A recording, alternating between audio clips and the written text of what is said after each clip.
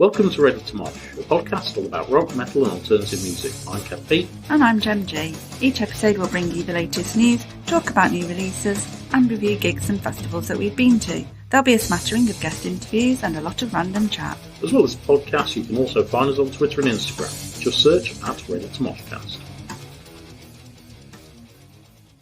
Hello and welcome to episode 31 of Ready to Mosh. This week we don't have the usual news, reviews, etc. because we've got a guest interview episode. We spoke to Matt from Nevermind Polly Podcast. We were the first podcast that he has been on to as a guest. And if you look at his podcast, he has interviewed a lot of people. So it was a nice change for him to be on the other side of the microphone or the other end of the microphone. I suppose, yeah. We had a chat about his podcast, obviously, all things about that, his musical memories, his thoughts on the current music scene, and all sorts of stuff, really. And of course, he faced the quickfire round, so you get to find out all sorts of random things as well. Yeah, and he also supplied recommendations. He did, so that bit is still in the podcast as usual, so you'll find out who he recommends you go and have a listen to at the end. So, without further ado, here he is. Okay, so on this week's episode, we have another guest interview. We have Matt from Nevermind Polly Podcast. How are you doing, Matt? I am so good. I'm happy. It's a Saturday. What is the worst that could happen? We were just talking about potential audio fuck-ups. It can't be that bad. It's a Saturday, guys. Come on. We're positive energy. I'm good. You guys okay? Yeah, we're all good, thank you. Let's dive straight in. So, how did the podcast start? So I'm going to have to dial it back a little bit because podcast is kind of a second wind in terms of online creativeness, basically. So in 2017 to 2020, I was a YouTuber for quotation marks YouTuber. So basically I'd go to download Bloodstock, Reading and Leeds, all those kind of things, and vlog my experience, much like a lot of people do. So in the vein of TPD TV, all those kind of people who do it very, very much better than I ever did. And then kind of I built a following and things with that. And then the pandemic kind of hit and kind of put everybody on their ass. And, I was just a YouTuber in that respect. So it was like, it's not the biggest deal in the world, but it was kind of like, I can't go to festivals and do that stuff. Okay, fair enough. We'll do so the podcast itself kind of started with myself and actually a subscriber of my old YouTube channel, a good friend of mine, Reese, who lives in Wales. And there's a couple of years between us. And we sat down over Zoom and we were playing Football Manager, of all things, on Twitch and things. And we were just talking about metal music and just playing Football Manager. And he was a devotee Swansea boy. And I'm like, I like football, but whatever. And it was like, cool, yeah, so we'll manage the Swansea team and talk about music. And then people were like, you could just sack off the football stuff and just do a podcast. And I was kind of like, well, yeah, maybe. I'd been asked about a year before if I wanted to do a podcast. And I thought, well, that could be a cool thing, but who the hell wants to hear this voice talking about fucking shit I have to say? But apparently people do. So it's kind of quite cool. And then after about 10 episodes, it was kind of like, cool, this is really awesome. I want to bring somebody else in to make it a three, to make it a trio, because I think a trio always works quite well on a podcast. And we brought a mutual friend in, Andy, who, again, done YouTube vlogs and things like that. And he pretty much stole the limelight in the best possible way. Like, he showed me up so much, the host. I'm so grateful to have him on when he was a part of it. And then it kind of sort of stemmed from there. And the first 60 episodes was basically me, Reese, and Andy. I'm very proud of a lot of them. There's a particular one which I'd suggest people go back. I don't suggest people go back and check it at all. We've done a drunk cast where we spent 4 hours just getting progressively more and more hammered. I dare not listen to it back. I put the beginning intro and the outro and I left it. I've never listened to it since. So I probably shouldn't be saying go listen to that one out of the whole catalogue. But we moved. That's kind of the origin story, at least, I guess. Okay, so you, especially over the last year or so, I've had a lot of guest interviews on now. Yeah, so of course. Who has been your favourite guest interview so far? Oh my God, that is a question. Okay, so in terms of the guest interviews, let me just, because I'm going to forget somebody and I don't want to forget. So I've got like 2 or 3 that stick out in my mind that I think about quite regularly. That sounds like a weird sentence. I think about them quite regularly. Already painting myself in a bad light. It's all good. The first one that springs to my mind automatically when you say that is the drummer of Monuments, Mike Mallion, only because he is such an intelligent speaker. And he's got such a driving passion for his music. And it was kind of a case of, I sort of said to him, like, I think the question was something along the lines of, what does kind of music mean to you? What does drumming mean to you? And he just floored me with his answer. It was like this 5-minute like monologue about why he loved playing the drums. And it was like, oh, I wasn't expecting, like, I genuinely, as you could probably tell, I'm a man who's very rarely lost to a word. So it's kind of like, oh shit, like that was awesome. Bands that spring to mind. So that's the first one. I have to do a shout out, although I begrudgingly do it because Connor from Conjurer has been a fucking absolute hero. And again, that's quite a funny story how we kind of met. So download Pilot. I've been a fan of Conjurer for a long time, and I was wearing a Conjurer hoodie, and he was bass checking, like obviously when they do a sound check before the show and things. And he looked like a rabbit in the headlights. That's the only way I could describe it. And we sort of locked eyes at each other. And he saw my shirt. I saw him. I was like, "You all right?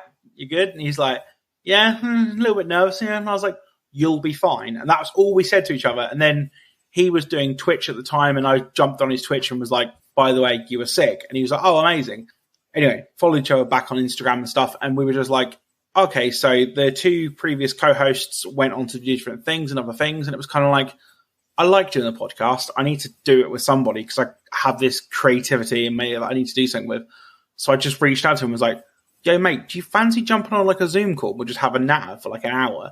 And he was like, yeah, sure. And that started the whole ball rolling. So although I say I begrudgingly talk about Conjurer because they know it's all love, like it's very funny. Like, so I actually got to meet Connor in person at Arctangent Festival, and I interviewed Dan, and it was kind of just a funny thing where it was like, oh, okay, yeah, like I'll Conjure, oh yeah, these fucking guys again. Like, so like they're one of the longest standing. They've been on 3 times. They're matched with Harriet, who have been on 3 times, and again, they're a fantastic chat. But if I had to pick one, I would say either it would be Mike from Monuments or the rapper, strange, famous representative, Sage Francis. So he's an underground hip hop rapper, which probably no one has ever heard of, but his music is awe-inspiring to me. I've got like lyrics on my leg tattooed, and I've got like artwork of his in my house. And it's kind of like when he sat down on the Zoom, the first thing I was like, welcome to the Nevermind Polly Podcast, Sage Francis. And he went, hello, Matt Bacon. And I literally was just like, okay, that's a weird sentence, like I didn't think you'd be saying. But yeah, so to answer it in a roundabout way, I guess I would be Mike or probably Sage would be my 2 up there highlights. And CJ from Night is Murder because he's just a fucking dude. I hope we're allowed to swear on this as well. I do apologise if we're not. Yeah, you can say anything you want. That's fair. So do you prefer the face-to-face interviews or do you prefer the online ones? What was the adjustment like? So the adjustment, that's a bloody good question. The adjustment was, so I've only ever done face-to-face stuff at Arctangent, which I went to this year. And it was a very weird juxtaposition because it's kind of like meeting your heroes. When you're on a Zoom call, I can kind of like, because I have 2 screens, so I've got notes on one and then obviously the call on another. I can kind of like, I'm listening to what they're saying, but like, 60% of me is diverting to the notes and going, yeah, you're talking, I'm listening, I'm listening to your answer, but I'm also doing this over here. When it's face to face and I'm locking eyes with somebody who, you know, so I had the first interview I'd done at Arctangent was with a band called Skin Failure. And the lead singer of Skin Failure used to be in a band called Black Peaks, who I am a huge fan of. And I'm sat across from Will. Yeah, we love Black Peaks. I'm sat there across the table from Will from Black Peaks, and I'm going, and he's just like, they done everything to try and throw me off. Like, they were the most hilarious guys, but they were just clearly in a party mood wanting to be at a festival. And I'm like, so what's it like making your music? And it's like, it's fucking great, man. I'm like, putting on these accents and stuff. It's just like, oh my God. But it's a lot easier, I think, because they can understand me as a person, if that makes sense. I feel like sometimes I've definitely found, and this isn't throwing shade at anybody, but like the more serious the music the band plays, if you're talking like a death metal band, sometimes they don't have as much chill. and I don't quite gel with them as much. But if I talk to a pop punk band, for example, they're instantly like high octane. They get what it's about, if that makes sense. I always try and say to them, I'm in no way a journalist. I'm just simply a fan of music who's somehow fallen into this position, and I'm not here to trip you up or anything like that. And they're like, okay. And then you can see their cogs in their head working on, why is he talking to me? Or this could be fun. Like either one, like they try and figure it out. But it's a lot different is the answer, but it's fun on both aspects. Okay, I know you've just mentioned a few what could be classed as awkward moments, but have you had any other particularly awkward moments during interviews, either online or face-to-face? Yeah, no, I've got a brilliant one. So I don't know how familiar you guys are with the band Violence. They're a thrash metal band from the early 80s. I had Sean on the podcast, the vocalist, and Phil Demmel, who used to play in Machine Head, is in Violence. That's where most people probably know that band from. And it was what I call one of the lost episodes, because we talked about Wi-Fi before we started. We had a technical nightmare doing that podcast to begin with. And I just got this new setup, new like mic and everything. And I was like, okay, everything will be fine. What I had failed to realize was I had completely cut off his audio on the record. So it was just 45 minutes of me just talking, waiting for a response where there's dead air, and then me responding to myself, which was fine. That's not the most awkward part by that. Again, it was kind of, he had just come out in the press and saying about being an anti-vaxxer and all this kind of thing. And I'm like, my podcast doesn't really touch on politics and things like that, because it's A, I'm not like educated enough to touch on it, and B, it's not really why the band are there or why I'm there. But I was kind of like, okay, like, you know, and I sort of like pressed him about the EP and the music, and he just sort of, his whole rhetoric was about, you know, COVID and the pandemic. And it was like, okay, cool. And when I sat down and listened to it, I was like, there's no audio. That's kind of good. I can kind of like push this as like this whole lost episode that never happened. And the PR person was like, oh, did this go okay? Da, da, da. And I was like, yeah, it went really well, except like it's only going to be me and him who ever hear this conversation. And it was kind of like, do you want to redo it? And I was like, it's not that I don't want to redo it. It's just, let's leave it. Let's leave this one. Was kind of my thing on that. But so I've had a couple of awkward sort of techie moments more than anything else. I've forgotten bands' albums before. That's always fun. I've called people the wrong names. But again, I think a lot of I preface all of this at the start, and when I say that I'm not a journalist, I'm just and that kind of gets me out of a lot of scrapes. And I'm like, so the record's called this, right? And they're like, no. And I'm like, okay, this is the third podcast I've done today, so please bear with me as I change the notes for this. they kind of bear with me a little bit, which is cool. So. Oh, is it me? It's you. It's you. Oh, yeah. So it is. So you've spoke about some of the bands that you've interviewed and that you've had on. Who would be your dream interview? Yes. Okay, so my dream interview, there's two answers to this. My dream interview is someone who there is a potential, like there's a story to be spun from a journalistic point of view. Like I'd like to have someone who I could challenge, for example. So I got sent an email about the drummer who was previously in Emperor, Faust. I don't know if you guys are aware of him. Anyway, he was sent to prison basically in like the mid-90s for murdering a gay man in Sweden, I think, somewhere in that corner of the world. Anyway, he's now out of prison, like whatever, and he's now making music. That would be an interview that I wouldn't take, but at the same time, it would be a case of I'd want to press him on those issues from like just from a point of view of saying, well, how do you like? And so Tim Lambesis from As I Lay Dying, it would be a kind of a character I'd like to chat to as well, because again, I wouldn't want to have them on unless we could talk about those things, because you know it's from a storytelling, from a journalist, from a podcasting point of view, that's kind of the whole point of it, I guess, and the purpose of it. But I guess my dream guess, if I had to pick, would probably be, it's really generic and really obvious, but I'd probably say someone massive like Corey Taylor would be an icon. But then again, I think Corey Taylor's probably been asked everything at this point. I don't think I would struggle to find any kind of answer or question that man hasn't been asked in his career. But yeah, I think I would like, if it was looking on that tangent, I would probably get like Craig, the keyboardist of Slipknot, to come on, because A, he's never done press, and he'd probably just sit there muted on this podcast and be like, so Craig, what's it like being in Slipknot? And he would just sit there in full mask and not say anything. I'm like, great talk. That would be the shortest interview, but also one of the best. But yeah, I think there's a distinct line between whether you want to push for like a story or like in a journalist point of view, or just talk to someone who you're really, really invested in. And like someone like, say, Corey Taylor or James Hetfield would be a really obvious choice, because again, just two of the biggest bands and two of my favourite bands. But actually, I've thought about it. The dream answer is either Enter Shikari or Creeper, because they are my favourite bands.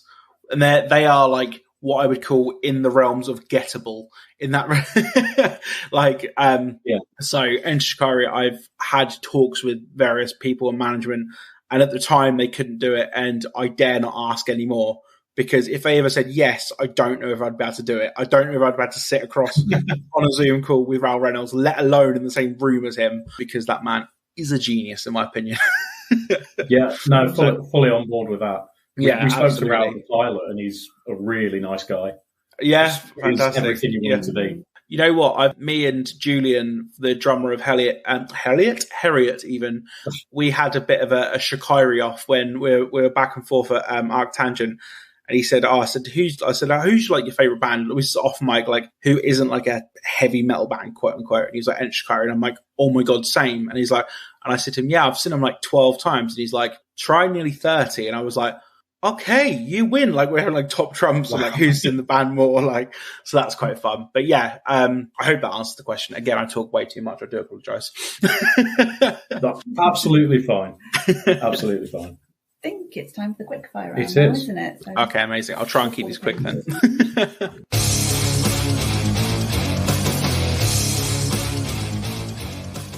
So, quickfire round. It's a series of questions, and they are all very random. Go on. Don't give them too much thought. Just think of the first thing that comes to mind. Okay, I like this. Yeah, go on. I'm ready. The first one is, what was the first album you owned? So this isn't an album, but it is the first CD, I guess. Actually, no, that's the wrong question, isn't it? So yeah, the first album I owned, I guess, would have been Green Day's American Idiot. Would have been the first proper album that I was given as like my own. And that was how this whole trajectory started into this madhouse. But the first that makes me feel so old.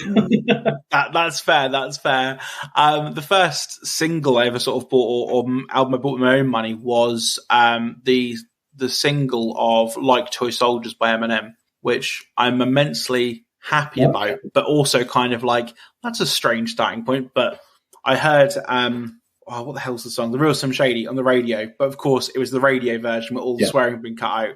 And so I bought, I was like, Like Toy Soldiers, that'd be cool. Put that in the CD player. Got swiftly taken away from me. Little did my parents know what was going to happen after that. It's where it all starts. Absolutely. What would be your death row meal? So you get a starter, a main, dessert, and a drink. Oh, that is a great question. Okay, so for non-visual people, basically, I'm a chunky lad. Chunky, not fat. That's the way forward. So my death row meal would be, for a starter, oh my God, that is a question. Okay, so I'm going to skip the starter for a second. I'm going to go for a main. It sounds really basic, but a really good surf and turf. Like steak, scampi, chips, fries, the whole 9 yards. Got to be cooked medium, rare. Going to go rare. If it's my last one, I'm having it rare. Fuck it, why not? Go out with a bang. Okay. And then pudding, anything chocolatey, anything covered in chocolate. I'm a fiend for chocolate. In fact, I might just have chocolate. That might be my last thing. That as for starter, I don't know. I don't know. That's proper stumped me. I'm going to go with. I probably would change it, but I'm probably going to go with soup or something. God, that's so boring. Literally, I can't think of anything off the top of my head for like a starter. But yeah, so we'll say soup, surf and turf, and then chocolate for my end meal. That sounds good. And what drink would you go for? Oh, what drink? Okay, I'd have to go with if it's my last thing, I'd have to go with a single malt scotch. If it's the last thing I'm having, then I'm definitely have one of them, or maybe two, because I'm about to die, so I'll have two. A really big one. Yeah, absolutely. Definitely a double barkeep, please. And what was the first gig that you went to? Okay, the first gig, I even know the date of this, was the 5th of October 2008 at Norwich UEA. I went to go and see Dragon Force because, and this is mental, this story, it's a Dragon Force with Tourist Asset Support. Now, at the time, gigs when I was back then was you had to be 14 to go to your local venue. Yeah. And I turned 14 and my dad was like, I'll take you to one show for your birthday. And I said, okay. We looked on the website and he'd selected 3 bands that I was allowed to see. And now, looking back, this is a mental fucking choice that I got so wrong, but we move forward. Avenged Sevenfold, which would have been on Waking the Fallen. Oh, right, okay. Rise Against, who would have been on the one with Saviour and Hero of War, which Appeal to Reason. There we go. That's going to come to me. Or Dragon Force, because Through the Fire and Flames was massive, and Guitar Hero 3 and all that kind of stuff. Yes, yeah. So naturally, I went with Dragon Force, which looking back at it, I'm like, I'm such a fucking idiot. Don't know why I did that. I mean, they're a perfectly fine band, but yeah, Avenged Sevenfold or Waking the Fallen would have been a lot better. But my dad is a proper old school rocker, and he only describes seeing Dragon Force as putting pencils in his ears, which, as an older person now, I can totally understand his train of thought with that. But at the time, I'm like, yay, whittling guitar solos, fucking get in. Yeah, so, yeah. Like you said about the Guitar Hero section as well that they were on. Absolutely. It was just huge. Yeah, absolutely. In fact, I still have the tour shirt from that, and I like a lot of rock and metal fans, I keep a lot of my tour shirts, but that's one that I'll never throw away. I mean, it's in a medium. I mean, I'm going to struggle to get into a medium anytime soon, but I'm not going to get rid of it just in case, I suddenly drop like 3 or 4 t-shirt sizes, but it's not going to happen. But anyway, just for the sentimental value. What are your favourite crisps? Oh, that is a good shout. Okay, so I'm a bit of sounds like such a wanky thing to say. I'm a bit of a connoisseur of crisps. I love crisps, but then I'm going to say that, and then I'm going to dive bomb it by saying my favourite crisps probably are a skip, which is not a highbrow crisp. Wow, that's left field? That is left field? Okay, I'll take that. If you think it's left field, because basically, well, I was about to say I'm 30. I'm 29. I'm going to be 30 in March, but I'm basically a man-child at this point. Like, I have, like, The Simpsons tattooed on me. I watch cartoons. I'm basically a Steel Panther lyric, except sluts don't polish my knob. Sorry, I couldn't resist that. But, no, basically, I always say, my younger sister, who's 4 years younger than me, she says to me, your 18-month-year-old nephew has got a better diet than you. And I'm like, yeah, it's because he's 18 months and you're feeding him. That's why. That's why he's got better. He was like, that's not the argument. And I'm like, doesn't matter. But yeah, no crisps. So yeah, probably skips or Walker baked cheese and onion. God, they're good. I fuck with them. Really? I'd have never gone for I used to eat the baked ones, but I've never been a big baked fan. Yeah, I think it's the illusion that they're more healthy. And then what that means is so I you can need then twice have as many. Exactly that. I can have 2 packets and think, well, they're healthy. It's fine. It's all good. Food is the only thing you can do that with. It's not like you can go, it's like it's low carb heroin. I can have 2 of them because they're low carb. It's fine. Like no other thing you can get away with that. So anyway, sorry, I'm derailing this podcast. And what would be your dream tour lineup? So probably about headliner, maybe 2 or 3 support acts, or well, as many as you want, really. I think I have the answer for this, and this answer has been kind of announced in the last couple of days, and it is Download Festival this year, which pains me that I don't think I'm going to be able to make it this year, but it's fucking incredible. Like, it's so good. So again, my second ever gig was Bring Me the Horizon. And I've seen Bring Me the Horizon do tiny little club shows all the way up to headlining All Points East, Reading and Leeds, things like that. And I'm such a big advocate of that band. So them, Metallica being my first real heavy metal love, and Slipknot just being Slipknot. And then throwing in Ghost, Architects, Alexis on Fire, Evanescence, like you name them, just throw. Basically, Download have done what Hellfest done a few years ago and gone, every band, please, here's all the money. And like, yeah, I fucking love it. But funnily enough, someone on another podcast mentioned something really, really glaringly obvious, but no one's picked up, at least I've heard, say that the fact is that there is no quote unquote dad rock bands on this poster yet. There's no Whitesnake.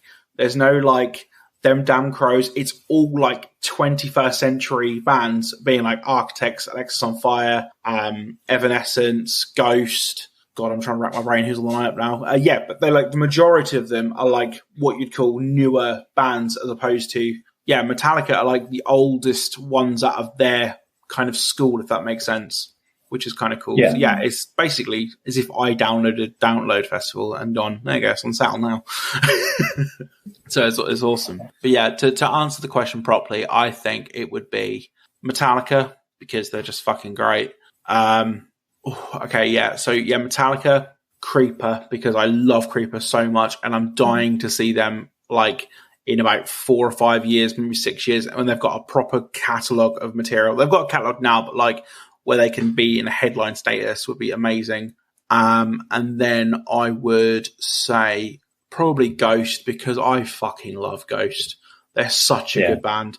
And I feel such a tit because I left their headline set at Bloodstock Festival because they played Squarehammer first and that was the only real song I knew. And I was like, should we just go then? Because they've played the big hit. Oh, no. What an absolute mug for doing that. It was only like 6 weeks later that I got into them. It was about 6 weeks later I got into them and was like, this band is fucking incredible. And I'm like, yeah. Anyway, I rectified it. It's all good. So I've seen them since. It's all good. Yeah, that's a good lineup because I'm a big Ghost fan, a big Creeper fan, and yeah. Metallica since whenever, really. Like you said, one of the first bands I really got into. So I would come to that gig. Absolutely. It sounds like a good one. So on the subject of gigs, what would be your pre-gig drink? Okay, so drinking at gigs. So generally speaking, the last couple of years, I haven't really been drinking, just not through any kind of reason, but just getting older. And once I kind of get, like a lot of people, if I have a nice drink of something, I'm like, I'll have that again, like you do. If you get a nice beer, or if you get a nice lager or a nice cider, or if you're a spirits person, I'll have a nice one of them. I can't deal with hangovers. I'm so close to being 30. And I think once I go over that precipice, it's like there's no going back. But I've been really getting into the like hard seltzers, especially White Claw, because it just tastes like water. It's got next to no calories, but it gets you mullered. So if I had to pick a big drink, it would probably be just a jug of. I quite like the lime one's quite nice. That full of ice and just White Claw. That'd be my pre-drink of choice. But it's a silent assassin. Just gets you really drunk really quickly, but you don't know you're getting drunk because it's basically just water with alcohol. That's dangerous. Yeah. It is a very dangerous. It used to be vodka back in the day of saying, you can't really taste vodka if you get nice vodka, but now it's White Claw 100%. But it is good though. Yeah, I'm a big fan of the black cherry one myself. I love the black cherry one. It's real nice. Next one is, what biscuit would you be if you were a biscuit? Easy. I'm a fucking bourbon. I'm hard as nails with bourbon. You try, like, I know the whole joke about the dunkable hobnob rich tea. Is it rich tea or bourbon? There's bourbon, isn't it? With Peter Kay jokes like, dunk me again. It's bourbon because it's all about the flavour as well as the dunkableness. 100%. Fair enough. What was the last song you listened to? That is good. Okay, so I'm going to have to preface this and say that I work in a pub, so I have to have it sort of pub friendly. But what was this last thing I listened to? Okay, yes, the last thing I listened to was A Kiss from a Rose, of all songs. I know. So again, just work sensitive listening abilities to like be a pub that doesn't offend a load of old people that I have to come like feed and stuff. So yeah, Kiss from a Rose, which is a banger. Sorry, say that again. I'd say a Kiss from a Rose is a banger, to be fair. But yeah, that was the last thing I listened to, not by choice, just because it needs to be a work friendly playlist. If it had it my way, if I had it my way, it'd be Cannibal Corpse every time. Like, but you know, we wouldn't get any customers that way. So right, that was the quickfire round. So we'll get back into some of the normal questions. Yeah.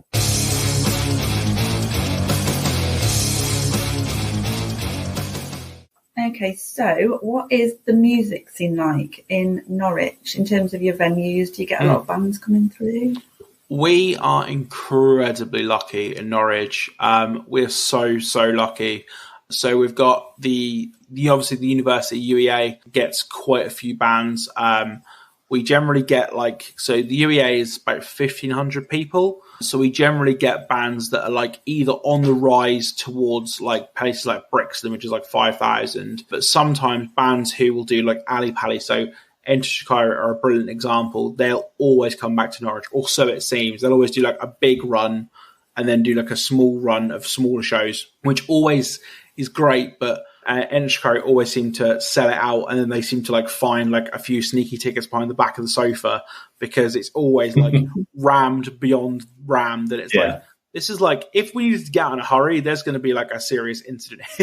But we will work with it. But and then going down from there, you've got like the Waterfront, which is like about 900. And then upstairs is 200, and then all the way down to like the Brickmakers, which is a pub in Norwich, which I love. And they had Ginger Wildheart come play there a couple of weeks back with his solo material, so that was really cool. And just the healthy, like, it's quite healthy scene in Norwich for like bands who like local and things like that. But also the underground gets quite a good look in, so we get a nice mixture of obviously established as well as the smaller bands as well. So it's a real nice mixture. Okay, so what's been the music highlight of the year for you? Oh my God, now you're asking the questions. The music highlight of the year, so it would probably be, I was just trying to think what's happened this year. The years, because of COVID, have kind of like intertwined to each other and sort of gets a bit confusing. I would probably say Bloodstock this year was my highlight of the year, only because it was just all with my friends, and I'm going to say it as a British person, it was too fucking hot. Like, it was too hot. And I know that's too hot, yeah. That's no one's fault, but fuck me, it was hot. And yeah, just being with my friends and just seeing some of the best metal bands around. Arctangent going to like my first festival as quote unquote press was amazing. And yeah, if you're into that kind of more post-rocky stuff, is fantastic as a festival. And even if you're not, if you just want to go for a festival for a weekend, it's a brilliant festival. But yeah, I think probably Bloodstock takes the highlight. And again, I don't tend to have too much bias, but Bloodstock is just, in my opinion, one of the best, because they book the best bands, and yeah, it's just great. It's a great vibe always, even when the sun is really hot. Yeah, the lineup for this year was exceptional, and I think we would have watched twice as many bands as we did if it wasn't for the heat. The heat was insane. So I had a moment when I was in the tent watching Harriet, and again, I use the word friends very loosely, but again, they've been on the podcast a couple of times. We've back and forth with various social media and stuff. So I kind of was in the tent of the barrier, and they sort of walked up to the sound check, and I was like waving at them, like making eyes, like, hey, right, you know. And after about 2 songs, I was just like, it is fucking sweltering in here. And I was like on the verge of like either passing out or being sick. And I just sort of like, I kind of like caught them all. And I was like, bye guys, I'm going to go because I need to just, but yeah, I think the musical highlight was probably seeing Machine Head in that tent was just fucking brilliant. And I know a lot of people were a little bit annoyed because they couldn't get into the tent and various other things, and they should have been on the main stage. But I think the way they've done it is just saying, well, here's just something extra because they're here anyway. Yeah. We'll just do an extra thing. It's just cool. So yeah, it was very good. It was very good. What would you say was the best live performance you've ever seen? Crikey, that is a fucking question. Best live performance I've ever seen. I'm going to have to say I'm sorry if any of Chicago listen, I love you dearly, but it's going to have to be Metallica, only because I was living out my 16-year-old fantasies the twice that I've seen them. And you know what the mental thing is? So I went with my friend Terry to the Twickenham show. So it's the second time I see them. And Twickenham is such a pain in London in itself is a pain in the arse. But Twickenham, especially being the other side of London, getting out of there, it was just like, okay, should we just go before Enter Sandman? Because we've all, like, as rock fans, I feel like collectively, the majority, there's a few songs which we can just write off and never hear again. Like, I'm throwing Enter Sandman in there. I'm going to throw in, like, Smells Like Teen Spirit. I never have to hear these songs ever again. Yeah. But as soon as that intro came in, I started walking away and went, who the fuck am I kidding? And just ran back towards the stage. And it just had like 3.5 minutes of the best time. But so probably the best band I've ever seen would have been Metallica. But I think a few honourable mentions have to go out to people like Enter Shikari, obviously, Creeper, Rammstein, who I've yet to see Rammstein at their own show, because my other half, Rebecca, tells me all the time, she's like, yeah, you've not seen anything in comparison to their own show. And I'm like, I know. I really need to go and see them at their own show. But there's so many great bands, and there's so many bands who I love for different reasons. But I think Ghosts are probably up there as well, because they're sort of blurring the lines between what is theatre and what is actually music, or like a conventional concert. Yeah. I felt like I had an experience as opposed to anything else. But going back on the kind of teenage thing, seeing Linkin Park when Chester was alive in 2014/15 was like a bit of an experience, because again, it was just like, these songs are huge, and obviously what happened to Chester is incredibly sad. And it was like, oh, well, there's no more Linkin Park. I got the one chance to go and see them, and I'm kind of grateful for that. You know, because I take away from the fact that my parents had me too late. I should have been born in the 80s.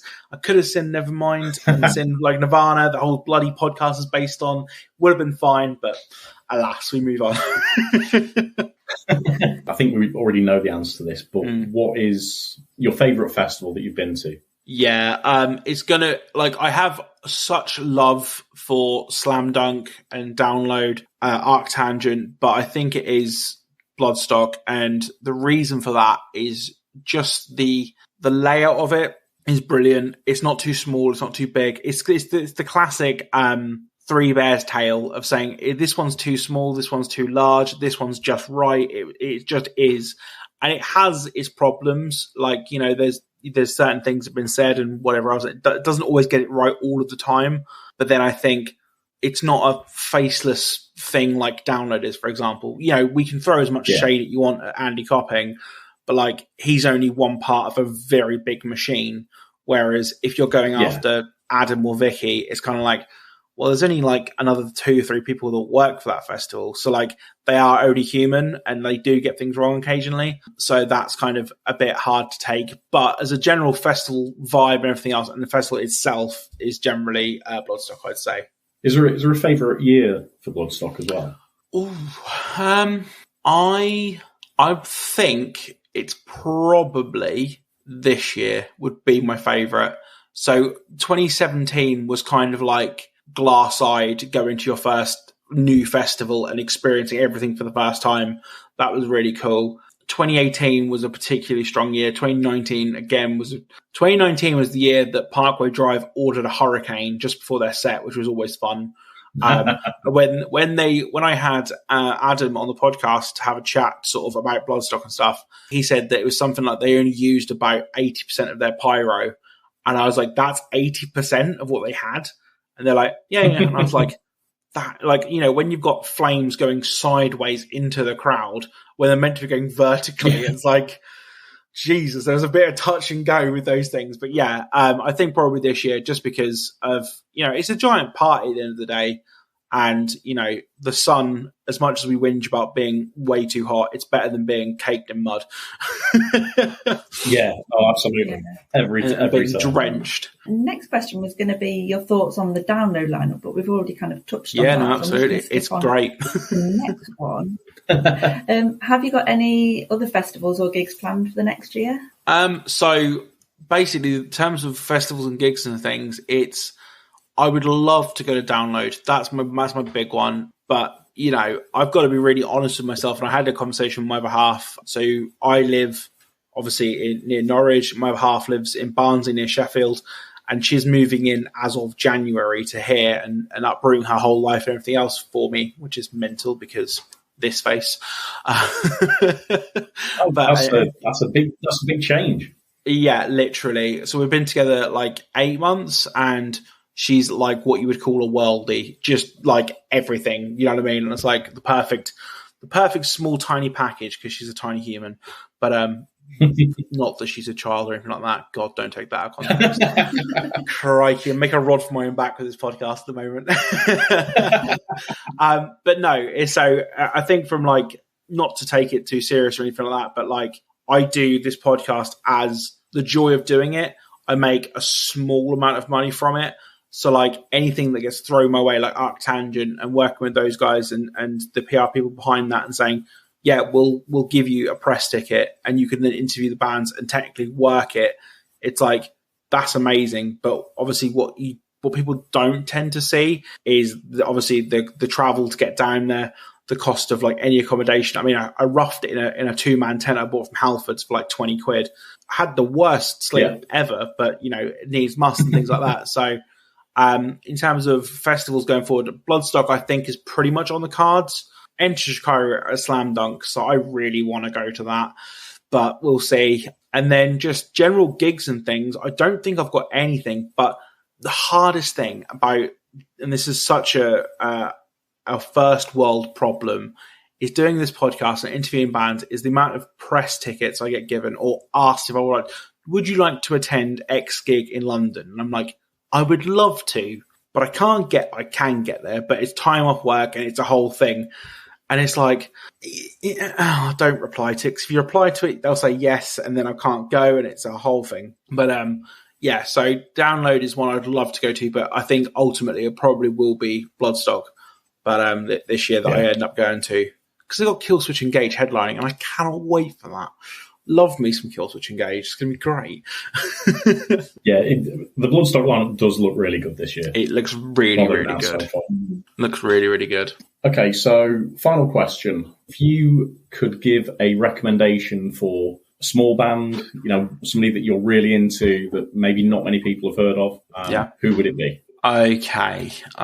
Let me just, because it's the trouble is I could just say people who I like, and that's going to be good. But so music, generally speaking, there's a lot of genres, there's a lot of boxes the bands sit in.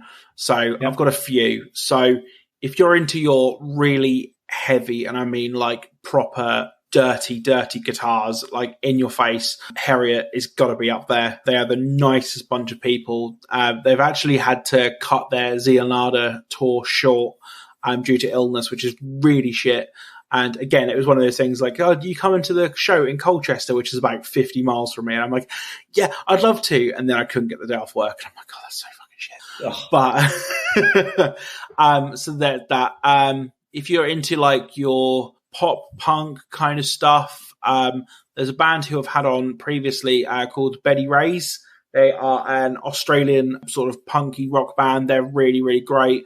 I felt really bad for them because I ended up doing that podcast at like 1:45 and I was dead. I was proper dead behind the eyes, and I was just gone, oh, I'm just like going to ask the questions. My eyes aren't quite open yet. But bands who might not know, I'm going to say the one that I would recommend for people to go and check out, and it's only because Halloween has just sort of passed, and it's not if people don't know them, because I think a lot of people do know them, but Ice9 Kills are wicked. Yeah. Their album, Welcome to Horrorwood, was my favourite album of the year it came out, just because it's over-the-top horror metalcore, but done really, really well. And there is I'm going to really nerd out on this bit, sorry. There is a song on there called, it's basically based off the film My Bloody Valentine. I can't think what the bloody hell the song's called now. Give me 2 seconds. Let me find it. But anyway, there is a guitar break in there, followed by a snare, and it goes into like this 4/4 chuggy Metallica riff, and it just gives me life every single time. And it's just like I just listen to the whole song. I'm like, just play that tiny little snippet again, and it just goes into this 4/4 riff. It's so fucking good. Yeah, basically, Creeper, Enshikari, Harriet. God, I'm fucking failing so bad at my job. Conjure, obviously. Betty Ray's, Eat Your Heart Out, Bloodbath, so many fantastic bands. Basically, and this isn't a plug or anything, look back at my catalogue, because I don't generally have on people I don't like. There's one particular band who I tease a lot of people by saying they've approached me and said, we'd like to come on your podcast. And I just basically stuck the middle finger up and went, no, you're all right. Because I just don't believe that money can buy your way into the industry. Yeah. But that's for another day. And you know what? That's going to trigger so many people and going, who is it? Who is it? And I'm like, if you don't know who it is, the problem's kind of on you for not knowing who it is at this point. They played a lot of festivals with no album out at the time, and it was kind of like, you've got way too much profile for a band who've got nothing going on. So yeah. But we'll leave that there. So I hope that kind of answers the question. And I do apologize to everyone. If anyone's still listening to this, I'm sorry. I talk way too much. It's my fucking ADHD brain just goes. Sorry, that was really loud as well, probably for every of your listeners. ROP, all headphone listeners, you're probably dead by now. But yeah.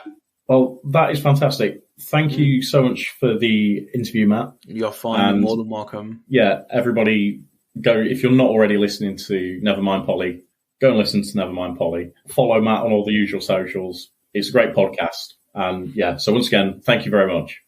Honestly, if you want to hear a man just talk some shit with your favourite bands, it's the podcast to be at. I might use that as the new tagline. I just chat shit with your favourite bands. Pretend like I'm a journalist. But yeah, thank you so much, guys. Yeah, Ready to Mosh is fucking great. And I think a lot of people think that podcasts are in direct competition with each other. We're not. Like, we just do different things. And there's such space for everybody, basically. And you know what? If it's all shining a collective light on rock and metal music, that's a good thing. So yeah, basically just keep doing what you're doing. You're fucking smashing as well. Look at us just complimenting each other. It's cute, isn't it? But yeah, it's all good. Well, I hope you enjoyed listening to that. It was a fantastic interview with Matt. So make sure you check out Nevermind Polly. It's a great podcast and he's interviewed loads of bands. Don't forget, you can catch us on YouTube, Facebook and TikTok at Ready to Mosh. And on Instagram and Twitter, it's Ready to Moshcast. So thanks for listening, and we'll be back with another episode next week.